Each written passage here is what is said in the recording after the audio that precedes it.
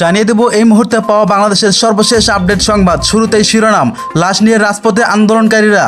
রাজধানীর ফার্মগেট কাউরান বাজারে দিনভর হামলায় নিহত 3 আন্দোলনকারীর লাশ ঢাকা মেডিকেল কলেজ হাসপাতাল থেকে বের করে তাদের নিয়ে রাজপথে নেমেছেন আন্দোলনকারীরা।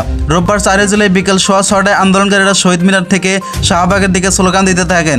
এ সময় তারা আমার ভাই মরল কেন, খুনি হাসিনা জবাব দে, সিসি হাসিনা লজ্জায় বাসি না, এক দফা দাবি শেখ হাসিনার পদত্যাগ ইত্যাদি স্লোগান দিতে থাকেন। আন্দোলনকারীরা বলেছেন, সারা দেশে আমাদের ভাইদের উপর হামলা করেছেন, আমাদের অনেকের ভাইদেরকে হত্যা করা হয়েছে, ঢাকাও আমাদের অসংখ্য ভাইদের হত্যা করা হয়েছে বলেও জানিয়েছেন। এই স্বৈরাচারী হাসিনার পদত্যাগ করার আগে আমরা রাজপথ ছাড়ব না। 4 জুলাই বিকেল 6:15টায় আন্দোলনকারীরা শহীদ মিনার থেকে শাহবাগের দিকে স্লোগান দিতে থাকেন। এ সময় তারা আমার ভাই মরল কেন, খুনি হাসিনা জবাব দে, সিসি হাসিনা লজ্জায় বাসি না, এক দফা